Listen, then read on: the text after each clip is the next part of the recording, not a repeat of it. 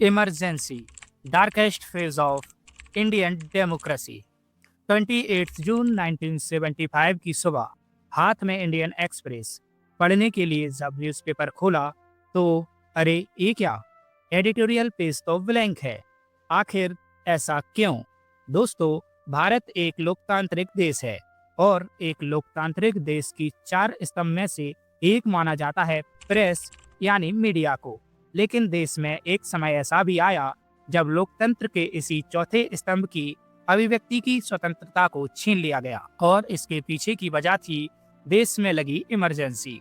जी हाँ, वही इमरजेंसी जिसे भारतीय लोकतंत्र का काला अध्याय कहकर याद किया जाता है।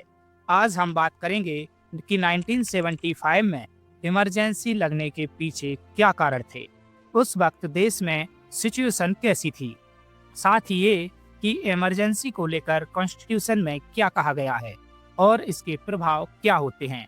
लेकिन सबसे पहले बात करेंगे कि भारत में इमरजेंसी को लगाया क्यों गया और इसकी शुरुआत कैसे हुई। अनाउंसमेंट ऑफ इमरजेंसी 26 जून साल 1975 की सुबह बाकी दिनों की तरह आम नहीं थी। इस दिन सुबह तो हुई थी, लेकिन लोगों की आवाज गुम हो चुकी थी। लोग अंधेरी कोठरी में बंद थे। 25 जून की वो रात बहुत लंबी हो गई थी। 26 जून की सुबह के 3 बज रहे थे और प्रधानमंत्री इंदिरा गांधी, वेस्ट बंगाल के सीएम सिद्धार्थ शंकर रे और कांग्रेस अध्यक्ष देवकांत वर्मा ये फैसला कर रहे थे कि लोगों को आपातकाल का मतलब कैसे समझाना है, क्योंकि इससे 3 घंटे पहले ही देश में इंटरनल इमरजेंसी लगा दी गई थी।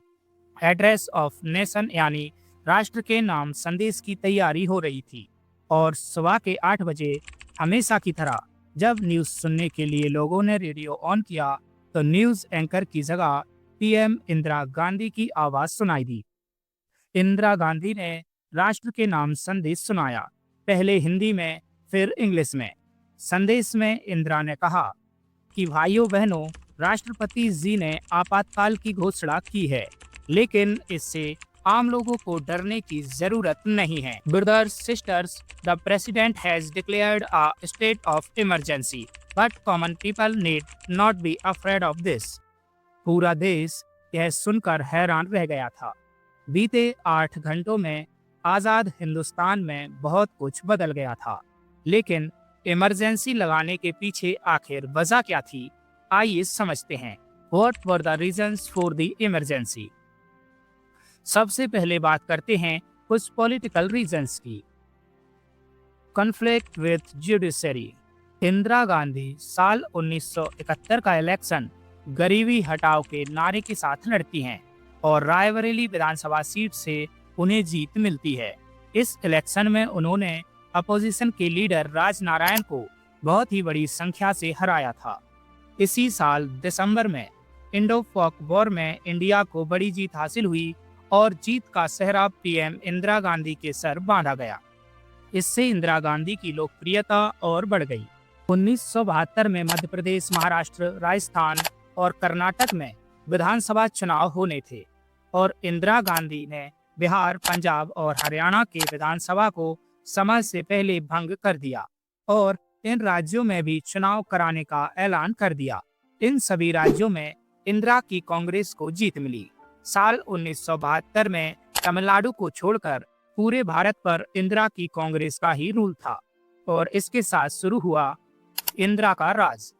इंदिरा सब कुछ धीरे धीरे चेंज कर रही थीं। इंदिरा इस वक्त काफी ज्यादा पॉपुलर हो गई थीं। अपनी पॉपुलैरिटी को बनाते हुए उन्होंने 2 बड़े फैसले लिए। एक था प्रीवी पर्स का खात्मा और दूसरा बैंक्स का नेशनलाइजेशन। हालांकि उनके इन फैसलों से एक बड़ा वर्ग असहमत था। इन फैसलों को सुप्रीम कोर्ट में चैलेंज किया गया और सुप्रीम कोर्ट ने अपनी सुनवाई में पीएम इंदिरा गांधी के इन दोनों ही फैसलों को खारिज कर दिया। पीएम इंदिरा सुप्रीम कोर्ट के इस जजमेंट से बिल्कुल खुश नहीं थी। इसके बाद उन्होंने इस जुडिशियल ऑब्स्टेकल को हटाने के लिए कॉन्स्टिट्यूशनल अमेंडमेंट का रास्ता अपनाया। वो कॉन्स्टिट्यूशन में 24th और 25th अमेंडमेंट लेकर आई। 5 नवंबर 1971 को 24th अमेंडमेंट लाया गया, जिसमें कहा गया कि संसद कॉन्स्टिट्यूशन के किसी भी पार्ट में चेंजेस ला सकती हैं और 1972 के अप्रैल में 25th अमेंडमेंट लाया गया। इसके तहत प्रॉपर्टी के फंडामेंटल राइट्स को कर्टेल किया गया और कहा गया कि पब्लिक यूज के लिए अगर प्राइवेट प्रॉपर्टी को जब्त किया जाता है तो कॉम्पनसेशन का अमाउंट सरकार ही तय करेगी। इसमें कोर्ट्स किसी भी तरह का इंटरफेरेंस नहीं कर सकती। इन अमेंडमेंट्स को भी सुप्रीम कोर्ट में चैलेंज किया गया और लैंडमार्क केस केशवानंद भारती में कोर्ट ने अपना जजमेंट सुनाया। इसके बाद कोर्ट की पावर्स वापस रिस्टोर हो चुकी थी और कहीं ना कहीं इंदिरा गांधी का जुडिशरी से टसल बढ़ता जा रहा था। Movement in Gujarat and Bihar. इसके अलावा दोस्तों, इंदिरा जिन वादों की वजह से पीएम बनी थी उन्हें वो कहीं ना कहीं पूरा नहीं कर पा रही थी। देश में गरीबी बढ़ती जा रही थी, करप्शन, महंगाई, जमाखोरी अपने चरम पर थी। कई राज्यों में सूखा पड़ गया था, उनमें से ही एक राज्य गुजरात था। ऐसे हालातों में लोगों में सरकार के खिलाफ गुस्सा बढ़ता जा रहा था और एक गुस्सा फूटा 20 नवंबर 1973 को, जब एलडी इंजीनियरिंग कॉलेज अहमदाबाद के स्टूडेंट्स ने प्रोटेस्ट शुरू कर दिया। स्टूडेंट्स ने बढ़े हुए खाने के रेट्स के खिलाफ विरोध प्रदर्शन करना शुरू किया। उधर बिहार में नारा गूंजा कि गुजरात की जीत हमारी है और अब बिहार की बारी है। 18 मार्च 1974 को बिहार में स्टूडेंट्स ने प्रोटेस्ट किया और बिहार विधानसभा का घेराव किया, जिसमें पुलिस एक्शन में 3 स्टूडेंट्स मारे गए। जब इसकी खबर जनता में पहुंची तो लोगों का गुस्सा फूट पड़ा और नतीजतन 23 मार्च 1974 को बिहार बंद का ऐलान किया गया। सरकार ने प्रोटेस्ट को काबू करने के लिए बहुत से स्टूडेंट्स को अरेस्ट कर लिया, जिसके बाद स्टूडेंट्स यूनियन ने जयप्रकाश नारायण को बुलावा भेजा। जेपी एक फ्रीडम फाइटर थे और राजनीति से दूर रहकर समाज सेवा कर रहे थे, लेकिन जेपी दूर से खड़े हुए सब होता हुआ देख रहे थे। जेपी ने स्टूडेंट्स यूनियन का इनविटेशन एक्सेप्ट किया और देश भर में आंदोलन की घोषणा कर दी। उसी दौरान समाजवादी नेता जॉर्ज फर्नांडिस ने रेलवे हड़ताल की घोषणा कर दी। मई 1974 से शुरू हुआ यह आंदोलन 3 महीनों तक चला। इसे लगभग 1 लाख रेलवे कर्मचारियों ने सपोर्ट किया। इस तरह बिहार और गुजरात से चला यह आंदोलन धीरे धीरे पूरे देश में फैल रहा था। उस वक्त देश की राजनीति 2 लोगों के इर्द गिर्द घूम रही थी। एक तरफ पीएम इंदिरा गांधी थी तो दूसरी तरफ जयप्रकाश नारायण थे। इसी बीच कुछ ऐसा हुआ जिसने आग में घी डालने का काम किया, और वो था इलाहाबाद हाई कोर्ट का एक ऑर्डर। आइए जानते हैं ये क्या ऑर्डर था। Allahabad high court order. देश में सरकारें आम लोगों से लगातार दूर होती चली जा रही थीं। साल 1974 में ही सुप्रीम कोर्ट में एक पिटीशन लगाई गई, रिप्रेजेंटेशन ऑफ पीपल्स एक्ट 1951 में हुए अमेंडमेंट के खिलाफ। पिटिशनर राज नारायण, ये वही नाम था जिसने लगभग 3.5 साल पहले यानी 24 अप्रैल 1971 को इलाहाबाद हाई कोर्ट में एक और पिटीशन दायर की थी, और वो थी पीएम इंदिरा गांधी के चुनाव के खिलाफ। इसमें आरोप लगाया गया था कि पीएम इंदिरा ने इलेक्शन में अनफेयर मीन्स का यूज किया है और इसलिए उनके इलेक्शन को रद्द कर दिया जाना चाहिए। आजाद भारत में यह पहली बार हुआ कि कोई प्राइम मिनिस्टर पद पर रहते हुए कोर्ट में पेश हुआ। 22 जून 1975 को इलाहाबाद हाई कोर्ट जज जगमोहन लाल सिन्हा ने इंदिरा गांधी का इलेक्शन कैंसिल कर दिया और उनके अगले 6 साल तक चुनाव लड़ने पर रोक लगा दी। मार्च 1971 के इलेक्शन में करप्शन के आरोप में इलाहाबाद हाई कोर्ट के इस फैसले भारत की राजनीति में गर्माहट पैदा कर दी। इसके बाद मामला सुप्रीम कोर्ट गया। 24 जून 1975 यानी इमरजेंसी से एक दिन पहले सुप्रीम कोर्ट के जज जस्टिस अय्यर ने अपना फैसला सुनाया। सुप्रीम कोर्ट ने इलाहाबाद हाई कोर्ट के इलेक्शन कैंसिल करने के फैसले को सही बताया, लेकिन इंदिरा को प्राइम मिनिस्टर बने रहने की छूट दी। वो लोकसभा में तो जा सकती थीं, लेकिन वहां वोट नहीं कर सकती थीं, और ये इमरजेंसी के जस्ट 2 दिन पहले हुआ था। उधर जेपी आंदोलन धीरे धीरे पूरे देश में तेज हो गया था। कोर्ट की जजमेंट के बाद इसके और ज्यादा उग्र होने के आसार साफ नजर आ रहे थे। इस आंदोलन को सफल बनाने के लिए अपोजिशन ने अपनी पूरी ताकत झोंक दी थी। 25 जून को जेपी ने दिल्ली के रामलीला मैदान से ऐलान कर दिया कि अगर इंदिरा अपना पद नहीं छोड़ती हैं तो पूरे देश में आंदोलन किया जाएगा। इस दौरान इस रैली में पूरा विपक्ष शामिल हुआ था। रामलीला मैदान में 5 लाख लोगों का हुजूम जेपी का भाषण सुनने के लिए आया था। चारों ओर चेहरे ही चेहरे थे, भीड़ ही भीड़ थी। जेपी ने यहीं से नारा दिया, सिंहासन खाली करो, देखो जनता आती है। इंदिरा को डर था कि जयप्रकाश के आह्वान पर सेना तख्ता पलट ना कर दे, जिसके बाद इंदिरा गांधी ने इंटरनल डिस्टरबेंस को देखते हुए अपने कंसल्टेंट से सलाह ली और देश में 25 जून की आधी रात को नेशनल इमरजेंसी लगा दी।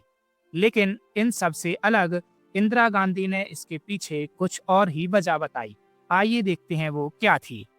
Indira Gandhi mentioned 3 reasons for the emergency in 1975। 1975 में इमरजेंसी के लिए इंदिरा गांधी ने 3 वजह बताई थी। इंडियन एक्सप्रेस की एक रिपोर्ट के मुताबिक इंदिरा गांधी सरकार द्वारा बताया गया कि भारत में 21 मंथ तक चलने वाली इस इमरजेंसी का मेन मोटिव देश में फैले इनर टर्मोइल यानी आंतरिक अशांति को कंट्रोल करना था। इसलिए देश भर में कॉन्स्टिट्यूशनल राइट्स को सस्पेंड किया गया। फ्रीडम ऑफ स्पीच और फ्रीडम ऑफ प्रेस पर रोक लगा दी गई। इंदिरा गांधी ने अपने संबोधन में 3 वजहों का जिक्र किया था और इमरजेंसी को सही बताया था। पहली वजह देते हुए उन्होंने कहा, देश में जयप्रकाश नारायण द्वारा शुरू किए गए आंदोलन की वजह से भारत की सुरक्षा और लोकतंत्र खतरे में है। दूसरी वजह देते हुए उन्होंने कहा कि मेरे विचार में देश में तेजी से economic development, backward classes, under privileged के विकास की जरूरत है। और तीसरी वजह बताते हुए इंदिरा गांधी ने कहा कि विदेशों से आने वाली शक्तियां भारत को अनस्टेबल और वीक कर सकती हैं। दोस्तों, हम आपको बता दें कि इंदिरा गांधी जिस जयप्रकाश नारायण को देश के लिए खतरा बता रही थी, कि वही जयप्रकाश नारायण थे जिन्हें कभी देश के पहले प्रधानमंत्री जवाहरलाल नेहरू उप प्रधानमंत्री बनाना चाहते थे। और ये वही जयप्रकाश नारायण थे जो कभी इंदिरा गांधी को मेरी प्यारी इंदु कहकर सलाह किया करते थे। ये वही जयप्रकाश नारायण थे जिन्होंने कभी कुर्सी के लिए राजनीति नहीं की। और ये वही जयप्रकाश नारायण थे जो इस वक्त देश के सबसे बड़े नेता थे। दोस्तों, इमरजेंसी हिंदुस्तान के लोकतंत्र पर लगा सबसे काला गहरा धब्बा है। इस इमरजेंसी के पीछे की असली वजह कौन रहा, इंदिरा गांधी, जयप्रकाश नारायण या कोई और ही? पूरी कहानी सुनने के बाद आप यह अच्छी तरह समझ सकते हैं। अब हम बात करेंगे इंदिरा गांधी ने कॉन्स्टिट्यूशन के कौन से आर्टिकल का यूज करके देश में नेशनल इमरजेंसी लगाई थी। Emergency provisions of the constitution of India. PM Indira Gandhi ने कॉन्स्टिट्यूशन के आर्टिकल 352 के अंडर देश में इंटरनल इमरजेंसी लागू की थी। दोस्तों, इमरजेंसी हमारे इंडियन कॉन्स्टिट्यूशन में वो प्रोविजन है जिसका इस्तेमाल सरकार तब कर सकती है जब देश किसी इंटरनल, एक्सटर्नल या फाइनेंशियल खतरे का सामना कर रहा हो। इंडियन कॉन्स्टिट्यूशन के 18th पार्ट में आर्टिकल 352 से 360 तक इमरजेंसी का प्रोविजन दिया गया है। इमरजेंसी के वक्त देश के सारे पावर सेंट्रल गवर्नमेंट के अंडर आ जाते हैं। देश में इमरजेंसी केवल राष्ट्रपति यानी प्रेसिडेंट ही लगा सकता है। बता दें कि इससे पहले पूर्व पीएम लाल बहादुर शास्त्री के समय 1962 इंडो चाइना वॉर के दौरान और 1971 इंडो पाक वॉर के समय भी आर्टिकल 352(1) के अंडर नेशनल इमरजेंसी लगाई गई थी। इंडियन कॉन्स्टिट्यूशन में 3 तरह की इमरजेंसी के प्रोविजंस हैं। पहला, नेशनल इमरजेंसी आर्टिकल 352, दूसरा प्रेसिडेंट रूल और स्टेट इमरजेंसी आर्टिकल 356 और तीसरा फाइनेंशियल इमरजेंसी आर्टिकल 360। अभी तक भारत में कभी भी फाइनेंशियल इमरजेंसी नहीं लगाई गई है, लेकिन इमरजेंसी के इन प्रोविजंस की जरूरत क्या है? तो बता दें कि इंडिया जब आजाद हुआ तो उस वक्त संविधान को बनाने वालों ने इमरजेंसी जैसी सिचुएशन को इमेजिन करते हुए इस तरह का प्रावधान बनाया था, जिससे संकट के ऐसे किसी वक्त में देश की एकता, अखंडता और सुरक्षा कभी खतरे में ना पड़े। इसके तहत सेंट्रल गवर्नमेंट बिना किसी रोक टोक के सीरियस डिस्कशन ले सकती है और किसी भी परिस्थिति से देश को उबार सकती है। इंदिरा गांधी ने इसी आर्टिकल का फायदा उठाते हुए देश में इमरजेंसी लगा दी थी। आइए अब जानते हैं उनके इस फैसले के क्या परिणाम देखने को मिले। Effects and consequences of emergency.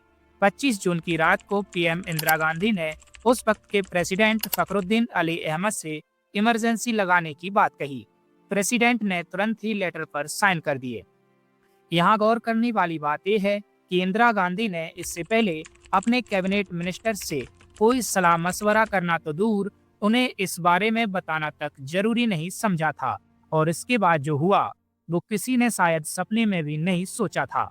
शाम को ही तमाम न्यूज़पेपर ऑफिसेज की बिजली काट दी गई, प्रेस पर सेंसरशिप लगा दी गई और आधी रात को ही सोते हुए लोगों को जगाकर कहीं और ले जाया जाने लगा। हर तरफ लोगों को अरेस्ट किया जा रहा था। मीसा और DIR जैसे एक्ट्स के तहत देश में 1 लाख से ज्यादा लोगों को गिरफ्तार किया गया, जिनमें 11,000 अपोजिशन लीडर्स शामिल थे। इन सभी को अरेस्ट कर जेल में डाल दिया गया। इंदिरा को जिन अपोजिशन लीडर्स से खतरा महसूस हो रहा था, जैसे अटल बिहारी वाजपेयी, लाल कृष्ण आडवाणी, मुलायम सिंह यादव आदि, सभी को आधी रात को ही उठा लिया गया। इसके साथ ही देश में सबसे बड़े गांधीवादी नेता JP को भी अरेस्ट कर लिया गया। उन्होंने कहाँ सोचा होगा कि आजादी के बाद भी उन्हें एक बार फिर जेल जाना होगा। इन सब के साथ ही सरकार ने नजरबंदी कानून का इस्तेमाल काफी बड़े लेवल पर किया। जिन लोगों की इस वक्त गिरफ्तारी हुई थी वो लोग बेल के लिए पिटीशन भी नहीं डाल सकते थे। इसी बीच इंफॉर्मेशन एंड ब्रॉडकास्टिंग मिनिस्टर का कार्यभार गुजराल से लेकर संजय गांधी के चहेते विद्याचरण शुक्ल को दे दिया गया। शुक्ल ने सेंसरशिप की बागडोर अपने हाथों में ले ली, जिसके बाद प्रेस सेंसरशिप का भयानक दौर शुरू हुआ। अखबार छापने से पहले उसकी हर चीज पर नजर रखी जाने लगी। अगर कुछ अखबारों को छोड़ दें तो पूरी की पूरी मीडिया इंदिरा गांधी के आगे झुकती नजर आ रही थी। इस पर लाल कृष्ण आडवाणी ने कहा था कि मीडिया को झुकने को कहा था और वो रेंगने लगी। ऐसा इसलिए क्योंकि बहुत से मीडिया हाउसेस सरकार की चाटुकारिता करने लग गए थे, लेकिन बहुत से ऐसे भी थे जो अपनी पूरी शक्ति के साथ इसका लगातार विरोध कर रहे थे। उदाहरण के तौर पर इंडियन एक्सप्रेस और स्टेट्समैन जैसे बहुत से न्यूज़पेपर्स ने प्रेस पर लगी सेंसरशिप का विरोध किया।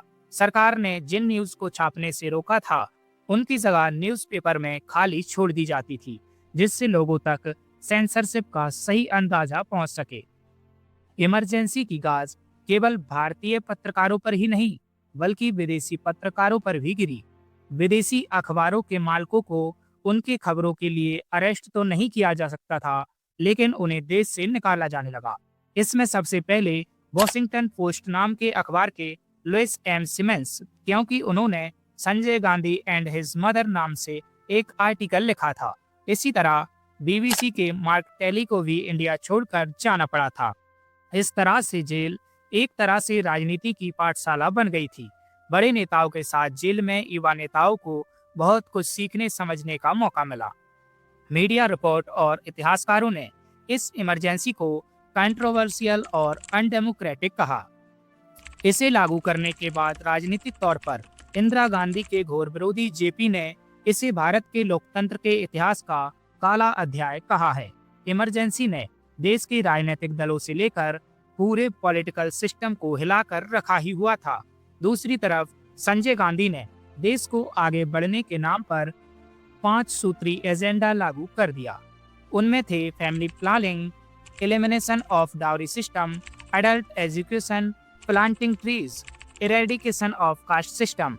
लेकिन इस एजेंडा में सबसे ज्यादा भयानक था स्टेरिलाइजेशन यानी नसबंदी का फैसला।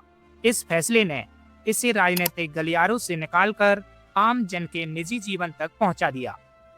जनता के अधिकार पहले ही छीने जा चुके थे, फिर नसबंदी ने घर घर में दहशत फैलाने का काम किया। उस दौरान गली मोहल्लों में इमरजेंसी के सिर्फ एक ही फैसले की चर्चा सबसे ज्यादा थी, और वो था यही जबरदस्ती चलाया जा रहा स्टेरिलाइजेशन कैंपेन।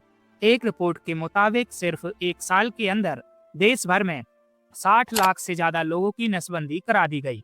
इनमें 16 साल से लेकर 70 साल के बुजुर्ग तक शामिल थे। यही नहीं, गलत ऑपरेशन और ठीक इलाज न मिलने की वजह से करीब 2000 लोग मारे गए।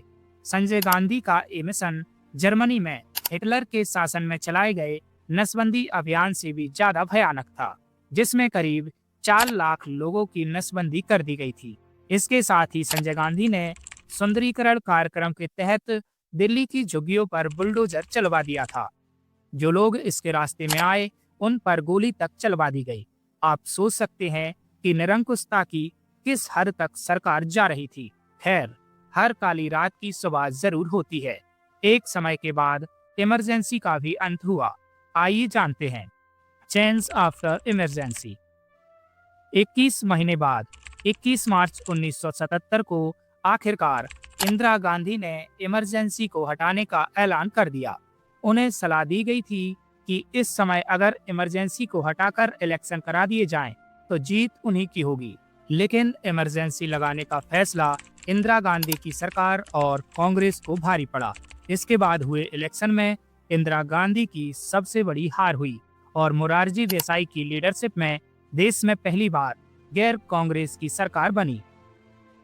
जनता पार्टी की सरकार आते ही इमरजेंसी प्रोविजंस के मिसयूज पर रोक लगाने के लिए कुछ कदम उठाए गए। 44वें संविधान संशोधन 1978 के जरिए इमरजेंसी प्रोविजन के मिसयूज को रोकने की व्यवस्था की गई और साथ ही इसके द्वारा आपातकाल के दौरान हुए 42nd अमेंडमेंट की कंट्रोवर्शियल प्रोविजंस को भी रद्द कर दिया गया। इसके अलावा 43वें संविधान संशोधन के जरिए हाई कोर्ट और सुप्रीम कोर्ट के अधिकार वापस दे दिए गए।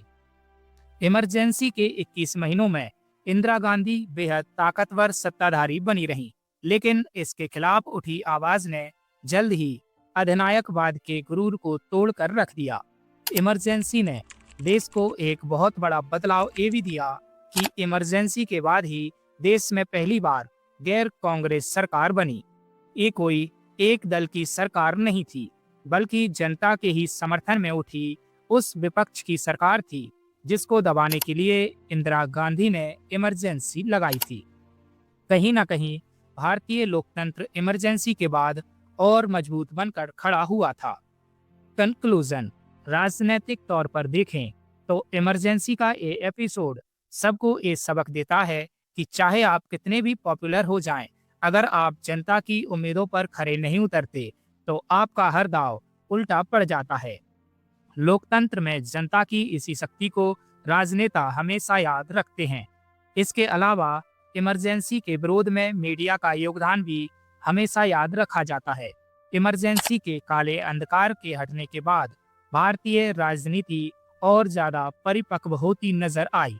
उम्मीद करता हूँ दोस्तों क्लास आपको अच्छी लगी होगी। अच्छी लगी हो तो क्लास को लाइक कीजिए, दोस्तों के साथ शेयर कीजिए और हमारे चैनल को सब्सक्राइब करके हमारे साथ जरूर जुड़ जाइए। धन्यवाद।